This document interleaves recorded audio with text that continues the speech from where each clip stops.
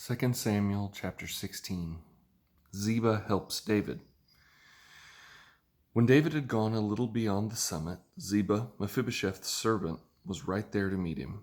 He had a pair of saddled donkeys loaded with 200 loaves of bread, 100 clusters of raisins, 100 bunches of summer fruit, and a skin of wine. The king said to Ziba, "Why do you have these?" Ziba answered, "The donkeys are for the king's household to ride.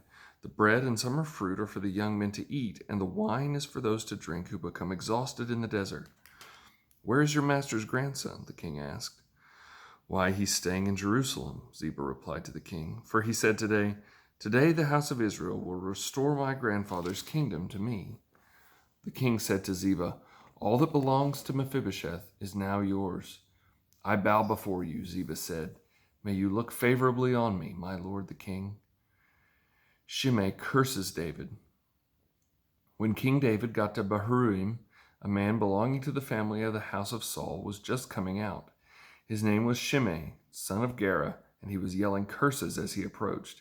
He threw stones at David and at all the royal servants and people and the warriors on David's right and left. Shimei said as he cursed, get out, you worthless murderer. The Lord has paid you back for all the blood of the house of Saul, in whose place you became king, and the Lord has handed the kingdom over to your son Absalom. Look, you are in trouble because you are a murderer."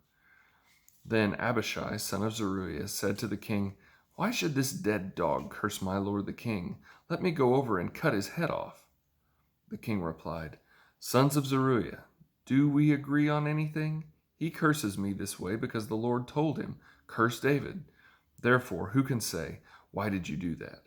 Then David said to Abishai and all his servants, "Look, my own son, my own flesh and blood, intends to take my life. How much more now this Benjaminite? Leave him alone and let him curse me. The Lord has told him to. Perhaps the Lord will see my affliction and restore goodness to me instead of Shimei's curses today." So David and his men proceeded along the road as Shimei was going along the ridge of the hill opposite him. As Shimei went, he cursed David and threw stones and dirt at him. Finally, the king and all the people with him arrived exhausted, so they rested there. Absalom's advisors.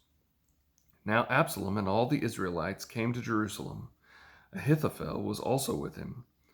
When David's friend Hushai the Archite came to Absalom, Hushai said to Absalom, "Long live the king! Long live the king!"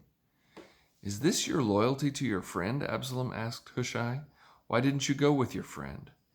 "Not at all," Hushai answered Absalom. "I am on the side of the one that the Lord, the people, and all the men of Israel have chosen. I will stay with him. Furthermore, whom will I serve if not his son? As I served in your father's presence, I will also serve in yours." Then Absalom said to Ahithophel, "Give me your advice. What should we do?" Ahithophel replied to Absalom, "Sleep with your father's concubines. Your father's concubines he left to take care of the palace. When all Israel hears that you have become repulsive to your father, everyone with you will be encouraged." So they pitched a tent for Absalom on the roof, and he slept with his father's concubines in the sight of all Israel.